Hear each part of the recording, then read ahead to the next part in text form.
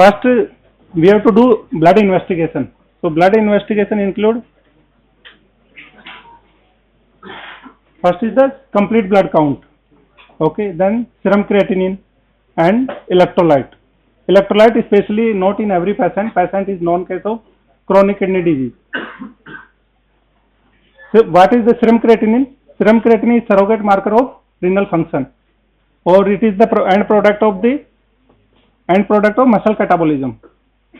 So serum creatinine, sometime when kidney disease occur, chronic kidney disease, there is GFR slowly go down.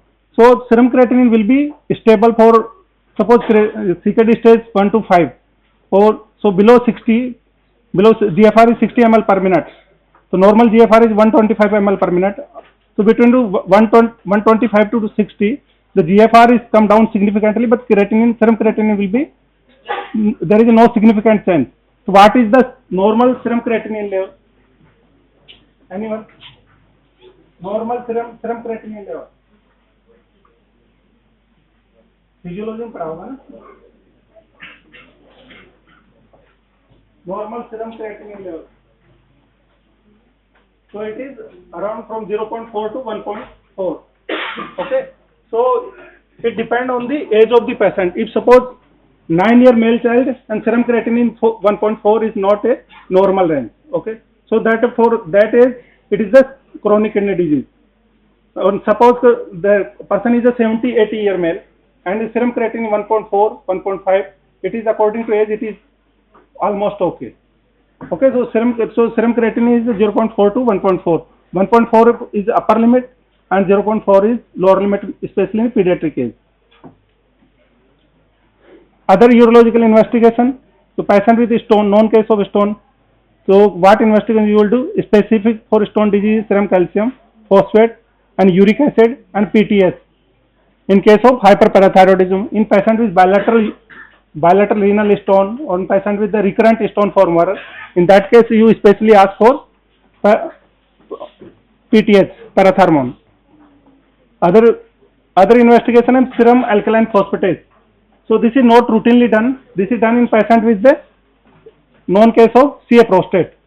So in this, why in CA prostate? This look for metastatic evaluation as a part of metastatic workup.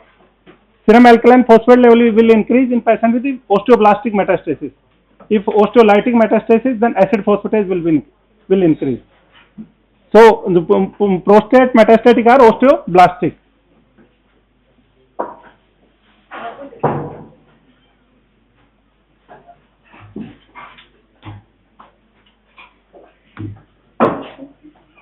Other blood investigation, in the patient came in OPD, you did abdominal examination.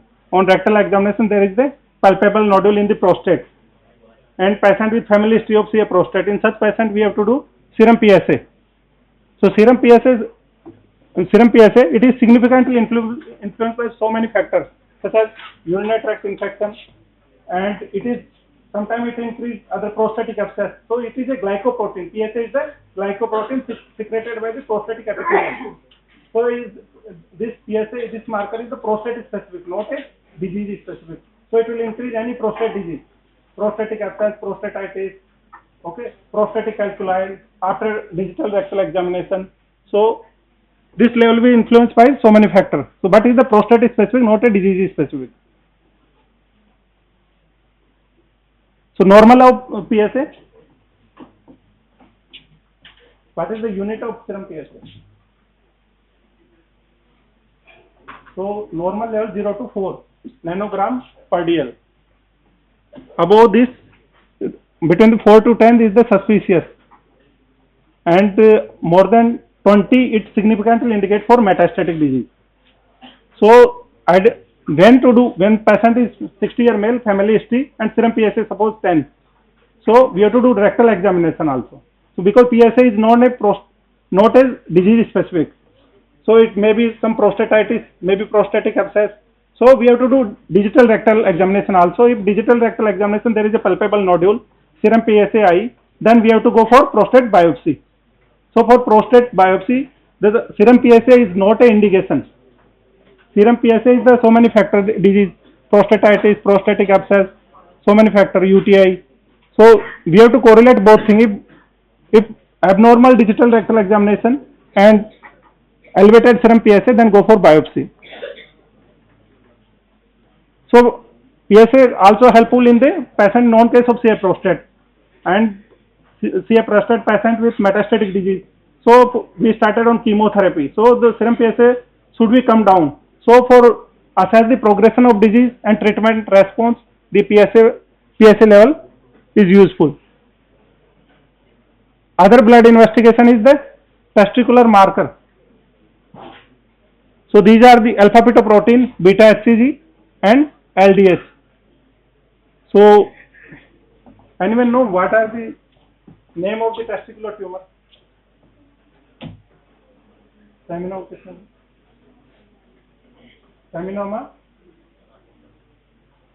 Pathology में पढ़ा होगा ना. So there is a germ cell tumor or non-germ cell tumor. So germ cell tumor, seminoma, non-seminoma. So seminoma, non-seminoma teratoma, okay, or yolk sac tumor, embryonal cell carcinoma. So these are.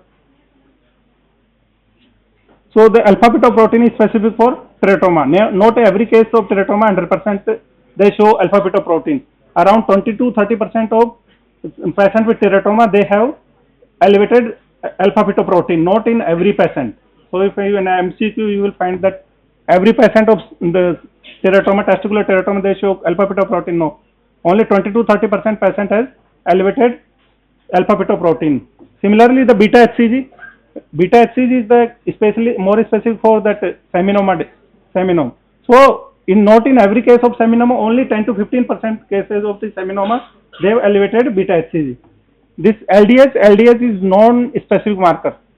This is the disease. This high level of LDH indicate the disease burden. Other is the commonly tested urinary analysis. So for urine analysis, we have to collect the urine sample. So how you will collect the urine sample? So gold standard, these line are your MCQ line directly for your pre-PG exam. That if they in question they will ask the best method, ideal method, and gold standard method. And for both male and female, that is suprapubic aspiration. So gold standard is the suprapubic aspiration. Best practical method in male is the midstream clean catch urine. For best practical method in female, put the Foley's catheter and take the urine sample. Best method in neonate and infant is infant sample collection through the infant after putting the IFT. So what is the midstream clean catch urine? So midstream clean catch urine, ask the patient to take before sample collection. You have to give advice that wash your hand with soap and then soap and genitalia. Then you have to pass the urine 10 to 15 ml. Then mid part of the urine sample you have to collect in the container and give for submit that sample. So this is the midstream clean catch sample. Why not the starting 10 to 15 ml need to discard? Why? Contaminated. So after collection of sample should be examined within 1 hour. Why in 1 hour? Because more than 1 hour there is a overgrowth of the bacteria, chance of contamination, and if urine is lying down for a prolonged time, the pH will be changed. So other question specific on choice for genitourinary tuberculosis. In such patient, first morning sample. Why first morning sample? Because the overnight shedding of the bacteria. If a urinary tuberculosis, overnight shedding of the bacteria, so they have high concentration of the mycobacteria in the urine sample. So if suppose you random sample will not contain such amount of the bacteria. So overnight the bacterial load in the urine is high. So we have to collect the first morning urine sample. So after urine collection, sample should be examined within 1 hour. If there is no time for 1 hour, suppose the staff is not available, so many factors. In that condition, you have to keep the urine sample at 5 degrees Celsius temperature. So after collection of urine sample, first test what you will do? First is the urine deep stick test. So this is the strip screening test. Screening test for specific gravity, pH, presence of blood in the urine, protein, glucose, ketone body, urobilinogen, and leukocyte esterase and urinary nitrite. So in this strip, there is the biochemical reagent impregnated in the strip, and when put the strip in the urine sample, and then these abnormality in the urine, it will show color change on the strip. So second is the urine physical examination for color of the urine. So what is the normal color of urine? Pale yellow. Okay. So red color when hematuria. Orange color, any drugs or ethambutol, rifampicin or pyridium, or patient is severely dehydrated. Dehydrated patient, urine is orange color. When urine is brown color, hemoglobinuria. Alkaptonuria is a brown black color. When urine is cloudy or milky, proteinuria, chyluria, phosphaturia, and pyuria. Pyuria pass in the blood, so urine will be cloudy color or milky color. Chyluria, presence of chyle in the urine, and phosphaturia, presence of phosphate in the urine. So these are your MCQ purpose only. So specific gravity of urine, the normal urinary specific gravity is 1.0012 to 1.035. So specific gravity, what you will identify with by the means of specific gravity. So it reflects the state of hydration. If hydration status is good, then specific gravity on lower side. If patient is dehydrated, specific gravity on higher side. Other thing, it will tell the renal function, that is concentrating ability of the kidney. Either kidney is concentrating urine or not. And osmolality, similar to specific gravity, same hydration status and the concentrating ability affect the osmolality of the urine. So normal osmolality is 50 to 1200 ml. So 1200 ml is towards the medulla, and 50 milliosmo towards the cortex. So what is the normal pH? Average pH of urine. This is the range of. So range of pH of urine is 4.5 to 8. So what is the average pH? So 5.5 to 6.5. So if urine pH below 5.5, that is urine is acidic. If above 6.5, urine is alkaline. Other is the microscopy, urinary microscopy. So what you will see in microscopy, presence of RBC, WBC and cast. So when you will tell the microscopic hematuria,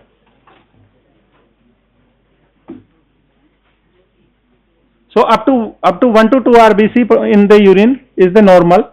More than 3 or equal, 3 or more RBC in the urine indicating the microscopic hematuria. And WBC for male, normal WBC in the urine high power field is 3. For female it is 5. So for male, if more than 3 WBC per high power field, indicating of pyuria. For female it is more than 5.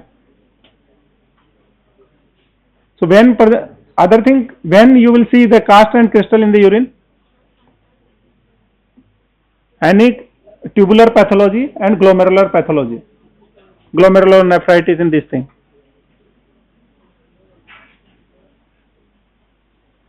Now, if suppose the urine microscopic show 10 WBC in the urine per high power field, then we have to go for urine culture.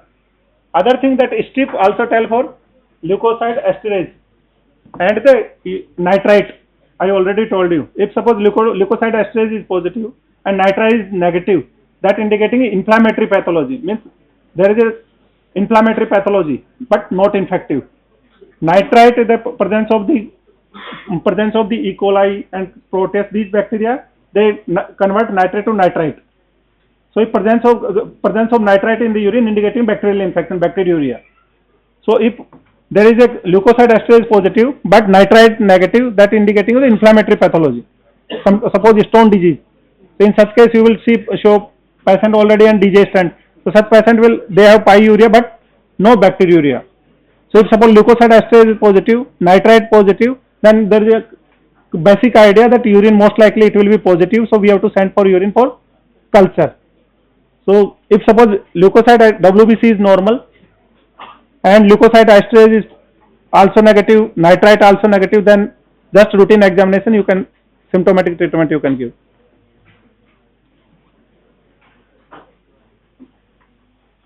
So I already told you early morning urine sample for Mycobacterium tuberculosis, for urinary tuberculosis. So there is a two term, the urinary tuberculosis or genitourinary tuberculosis. If suppose most common site of TB in genital, most common in male and female. So male is the epididymis and female fallopian tube. So if suppose genital part is involved, then it's genitourinary tuberculosis. If genital part is not involved, genital organ is not involved, then term is the urinary tuberculosis. So you should know what is the urinary tuberculosis and what is the GUTB, genitourinary tuberculosis. So this is not a vague term that everything is the GUTB.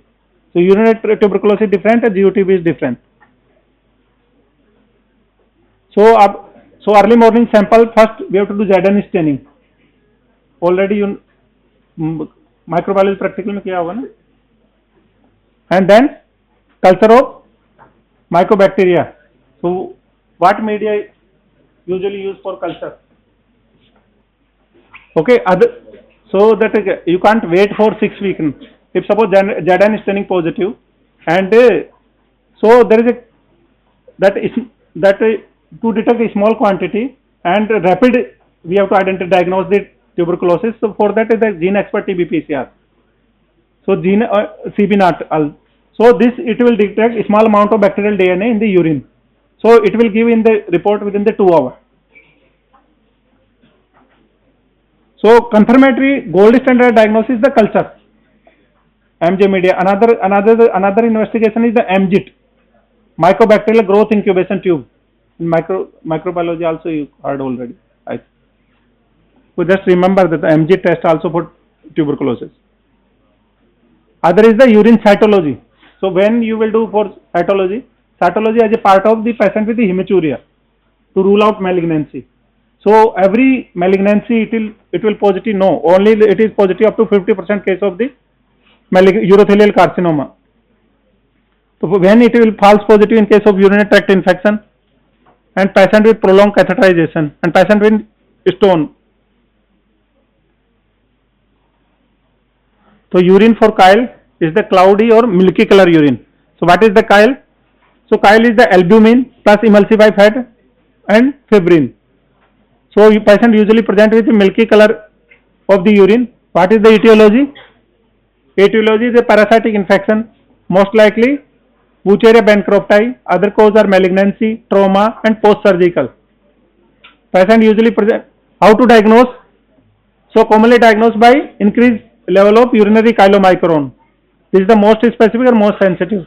Other tests are urinary triglyceride. The level more than 15 mg per dl is indicative of chyluria. So how to treat chyluria? So chyluria patient advised for low fat diet. Other thing is the medium chain triglyceride diet. So what food oil containing the medium chain triglyceride? Anyone know? Coconut oil. So advise the patient that low fat diet, and especially they can use the coconut oil for cooking of food, vegetable. And other drugs is a diethyl carbamazepine. That is a 6 mg per kg for 3 weeks. So you will get an MCQ also, that what is the source of medium chain triglyceride.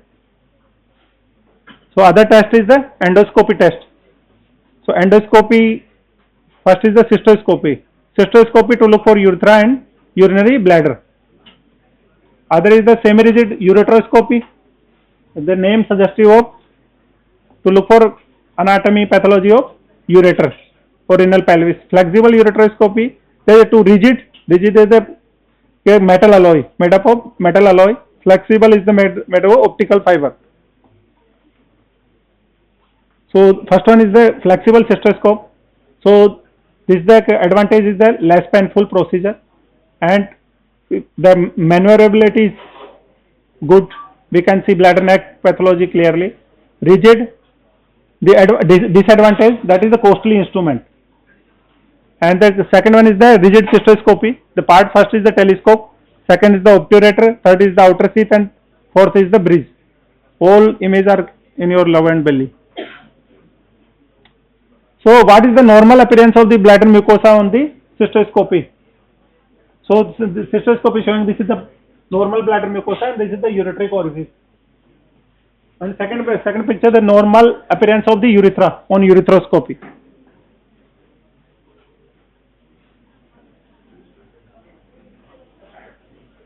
Other investigation, urinary ultrasound.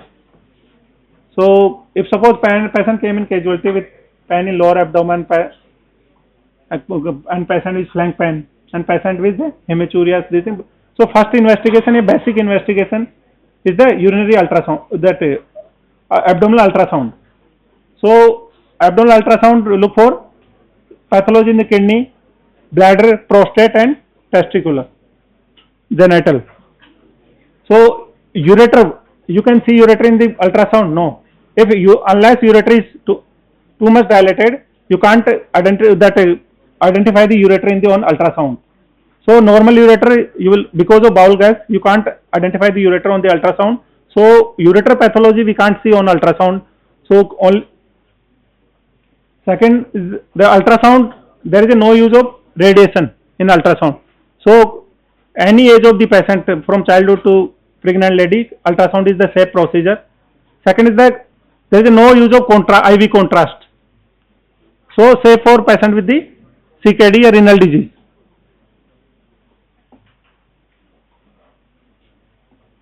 So on ultrasound, we can look for hydronephrosis, any cyst, any tumor, and stone in the kidney. Other use of ultrasound to in patient with obstructive uropathy. In such patient, we have to put percutaneous nephrostomy tube as an emergency. So that also put under the guidance of ultrasound. Other is transrectal ultrasound. This is not routinely done. The patient is elevated PSA, abnormal DRE, means palpable nodule on the rectal examination. In such patient, we have to do the transrectal ultrasound. In transrectal ultrasound, the normal prostate is hyperechoic, and if a transrectal ultrasound, if hypoechoic area is there, that suggestive of malignancy. So same time we can take biopsy of that hypoechoic area and the random biopsy also there. So usually we are taking 12 systemic biopsy from different part of the prostate. So first image is the hydronephrosis, dilated pelvic-calyceal system. The black color is the cortical part, or this is the white color is the PCA, pelvic collecting system. Dilatation of pelvic collecting system is showing that black color.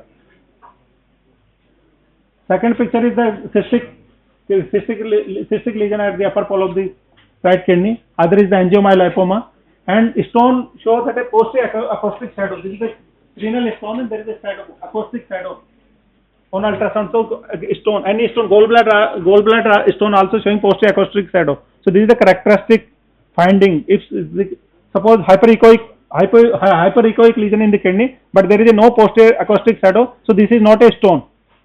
So first is for confirmatory stone, you have to see that posterior acoustic shadow. And this is the renal mass, solid renal mass. This image is the transrectal probe for thrust biopsy.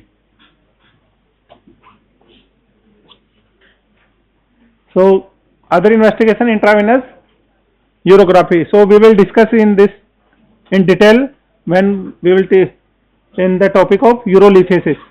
So in that as a basic briefly I will tell you that when we have to do IVU in patient with urinary stone and patient with urinary tuberculosis, patient with PUJ obstruction and ureteric stricture to localize that anatomy. Advantage is easily available, lower cost, and low radiation exposure than compared to CT scan. Disadvantage, so IVU will not tell stone density. The stone is soft or the stone is hard. Household unit we can't identify through the IVU. Second, lack of stone to skin distance. So if suppose this patient want to ESWL, so in ESWL obese patient, so if skin to stone distance is high, so if high, then chance of failure of ESWL are high. So IVU will not tell about the stone to skin distance. So this we can identify through the CT scan. Other disadvantage is renal parenchymal pathology. Suppose renal abscess. So IVU just show that excretory phase, the contrast is excreting. So parenchymal lesion anatomy, it will be better on the CT scan, not on IVU. So this is the scout film of X-ray KUB. So one thing you remember, what is the X-ray KUB? So like a general surgery, flat abdomen. So X-ray KUB definition. So X-ray KUB upon when you will put film from T12 vertebra to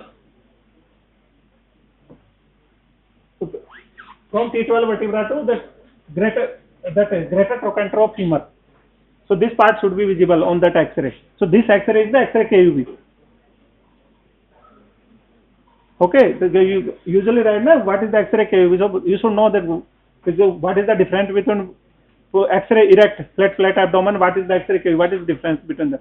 So it will show between a T12 to greater trochanter of the femur. Other picture showing that right normal excreting kidney and left kidney there is a filling defect in the pelvis. Other radiological investigation is RGU, retrograde urethrogram. So retrograde urethrogram. Second is the body cystourethrogram. So usually in higher center that RGU is the part of MCU, BCUG. If suppose facility are not available, then they are doing only RGU because cost of the treatment, cost of the investigation lay. And RGU, we will put that instill that IV that contrast in the urethra and look for any stricture in the urethra or not. BCUG, for BCUG we have to put the contrast in the bladder. So either by SPC, suprapubic catheter, either puncture the bladder through the needle and put the contrast into the bladder. Other thing, we have to put catheter and to put a contrast in the bladder. So when we have to do BCUG, so anterurethral pathology we can identify on the RGU. For BCUG, one child with recurrent UTI, so we want to see that bilateral ureteric vesico-ureteric reflex. So for that purpose we have to do BCUG. Other thing, bladder anatomy, bladder diverticula, and patient with posturethral valve, small child posturethral valve pathology. So see proximal urethra. So BCUG is better than RGU. RGU you can see only up to the pulbar urethra. So anterior urethra pathology, RGU is the investigation, and for posturethral pathology, bilateral vesico-ureteric reflex, and you want to see bladder capacity, then BCU is the better. So this image showing that very small bladder, thimble bladder, and reflex in the right ureter up to the PCS. So thimble bladder where you identify small capacity bladder. So thimble bladder is the standard MCQ in the patient with the urinary tuberculosis. So in tuberculosis patient there is a thimble small capacity bladder. Thimble bladder capacity around 40 to 50 ml, sometimes to less than 20 ml. So patient usually patient come in OPD usually in dribbling state or either severe storage lot.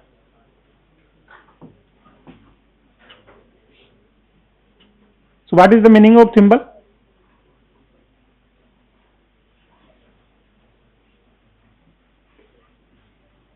Your homework, okay. Other investigation, CT scan. So we are not doing CT scan for every patient. So first investigation, we are doing basic investigation ultrasound. If suppose any pathology, patient has severe symptom but ultrasound is normal, then we have to look for other higher investigation CT scan. Or suppose we have to, ultrasound will not give functional status of the kidney and we have to go for that surgery. So for that a final planning, CT scan is the more important for final planning. CT scan or IVU. IVU is better. So in IVU, we have to put that coordinated contrast into the IV intravenous system, and then take a picture every 5 minutes, especially for IVU. And CT scan, first that putting the contrast 50 ml, then take picture. Then for urography, we have to take delayed image also after 30 minutes. So on CT scan, what we can identify stone disease for malignancy, patient with urinary tuberculosis to look for the tubercular abscess in the kidney, and cystic disease of the kidney. So there are 4 types of cyst in the kidney. Type first and type 2 are simple cyst. So for simple cyst, there is no chance of the malignancy. So this patient we can follow up on regular interval.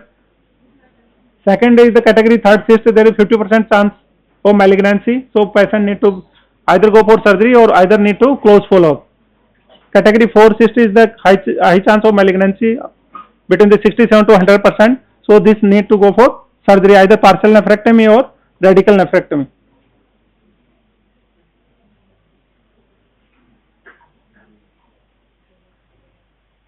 So the first image, this image is shown in the bilateral lower ureter. This is the simple cyst, and that fourth is the solid component, that is the malignancy. And the second one is the fine calcification, thin septa. There is four calcification.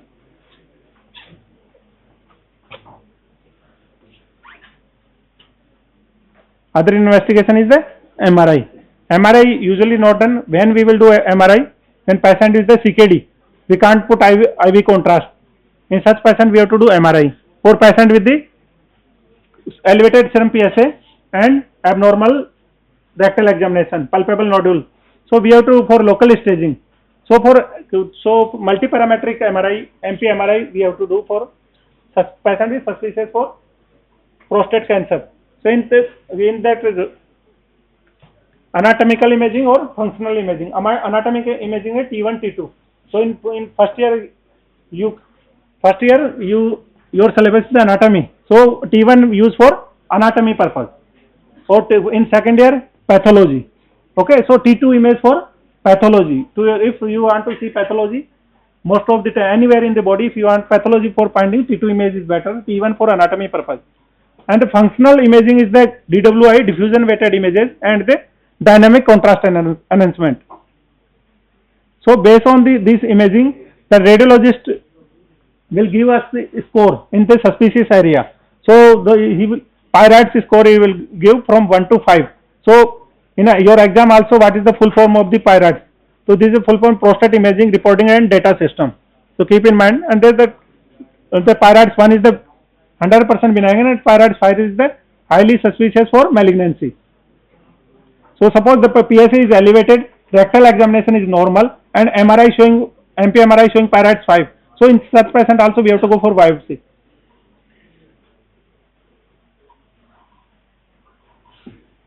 Other is the SPECT CT or PET CT. This is usually done for metastatic purpose. It provides metabolic and functional information. So it for the metastatic, suppose metastatic in other bone. So we have to detect the metastatic part for staging purpose and to look for recurrence as a follow-up. So this image showing that increased tracer activity along the bilateral iliac vessel. That's suggesting the enlarged lymph node in the pelvis. Other investigation is the DMSA. So name is the technetium-99 dimercaptosuccinic acid. So when you will use DMSA, what it will tell? It will tell about the structure anomaly of the kidney. Suppose this patient is recurrent pyelonephritis. In such patient there is scar of kidney. So if you want to see scar on the kidney, then it will show that DMSA is the better. And DMSA is the uptake. This radio tracer uptake by cortical nephron. So if suppose the patient has the unilateral renal agenesis, and or suppose patient has ectopic kidney, so you have to confirm that what is the site of ectopic kidney. Sometimes kidney can be located in the thorax also. So in such patient do DMSA scan. So where is anywhere in the anywhere the cortical nephron is there, they will attack this radio tracer and it will show that activity. The first is the normal DMSA scan. Second is the horseshoe kidney. What is the horseshoe kidney? In horseshoe kidney, during development, lower part of the both kidney fuse together. So this you can see that fuse part of the lower part of both kidney. Fourth part is the D is the showing that photopenic area, probably renal mass or cyst in the kidney. Other is the DTPA scan. So DT is for functional assessment, GFR. When you to do patient with a suspicious for PUJ obstruction. But nowadays the better investigation came is the MAG3. So this is the rhinogram. So this name is the orally curve. Orally curve, this part is three parts. First is the vascular phase, second is the renal phase, and third is the excretory phase. If suppose renal artery stenosis, this phase is the decrease in the height, or suppose that PUJ obstruction, that slope is decreased, that excretory phase. So these are orally curve. First is the normal, second is the B showing that obstructed pattern, the persistent activity in the second image. Third is the non-obstructive but slow drainage pattern. And fourth, there is a delayed excretion of the kidney, delayed excretion after diuretic administration. So the fourth is suggestive of the partial PUJ obstruction. Other investigation, urinary flow. So when we have to do urinary flow, the patient presented with the complaining of old male patient with BPS, या stricture patient, या patient complaining poor flow, staining of urine, increased frequency, staining to void, sensation of incomplete void. Such patient we have to do for uroflow. So what is the normal urine flow? For male, normal urine flow is the 15 ml per second. For female, more than 25 ml per second. Other investigation is the, if suppose flow is abnormal, then we have to go for urodynamic study. So urodynamic study is the basic is the bladder pressure and flow study. In this is bladder pressure, detrusor, we have to measure detrusor pressure and urinary flow. So in that we have to fill the, first use double lumen catheter, put in the, through the urethra, put in the bladder. One is the for filling, one lumen for filling of the bladder, second lumen for intravesical pressure measurement. Other single lumen catheter put in the rectum to measure the intra-abdominal pressure. So during filling phase, if suppose there is a pressure activity is there, so during bladder filling there is no, ideally there is should not be the detrusor activity. If suppose during filling bladder detrusor activity is there, detrusor pressure is high, the suggesting of overactive bladder. Other is the patient, if suppose high detrusor pressure, low urine flow, indicating the bladder outlet obstruction, most likely either the bladder neck contracture, prostate, or stricture urethra. Other is the detrusor sphincter dysenergia. So there is a coordinated activity between detrusor pressure. When detrusor muscle contract, external urinary sphincter is relaxed. So this coordination is lost. In that condition, the situation come in the detrusor sphincter dysenergia. Detrusor muscle contract, but sphincter will not relax. So usually seen in the patient with the spine fracture above T6 vertebra. This is the normal uroflowmetry machine. First one is the normal bell shape uroflow. Second is the suppressed flow that is usually seen in the patient with the BPH, benign prostatic hyperplasia. Thank you. Book. Jadi attendance ले लें, paper ले लें.